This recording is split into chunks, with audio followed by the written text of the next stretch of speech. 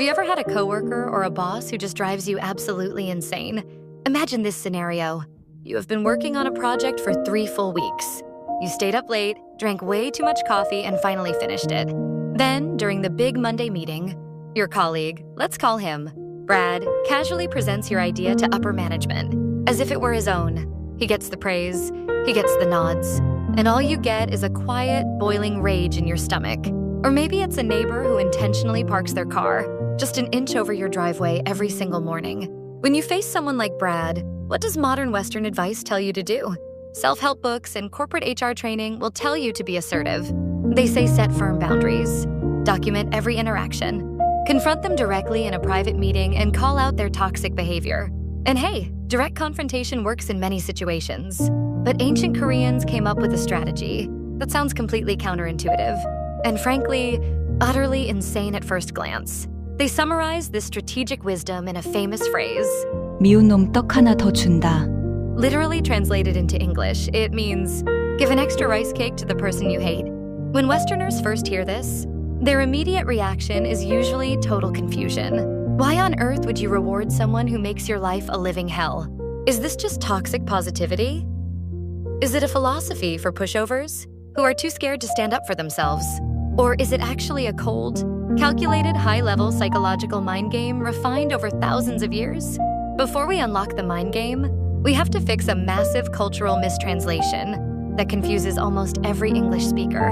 When you translate the Korean word taeok into English, it becomes rice cake. To an American or European, the phrase rice cake brings up a very specific image.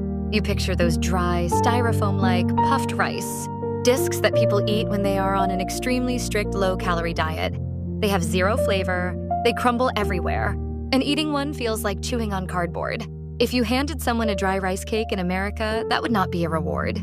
That would be an insult. So when English speakers hear, give an extra rice cake to your enemy, they think it means giving them garbage. In traditional Korea, taeok was not a dry diet snack. Rice was a precious commodity.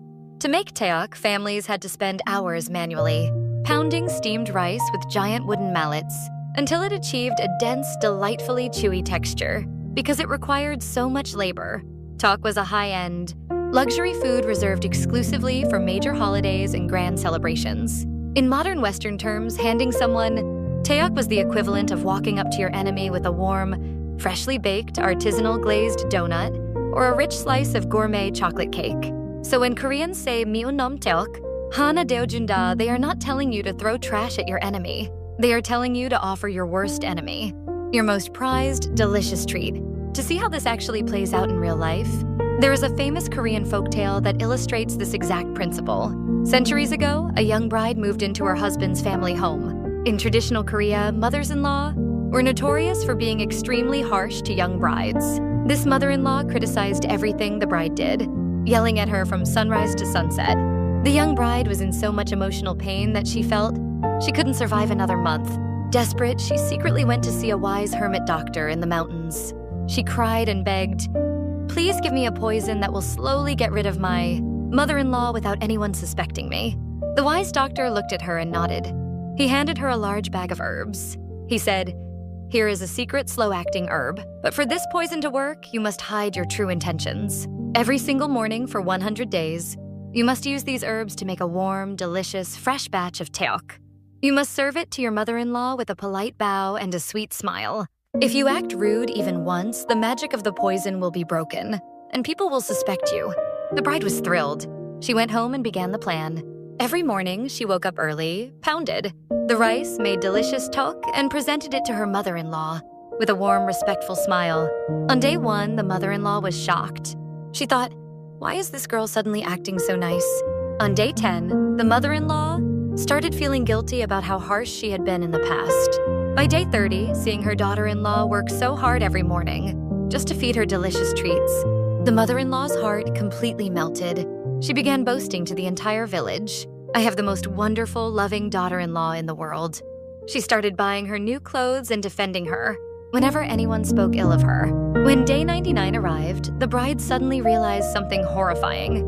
She no longer hated her mother-in-law.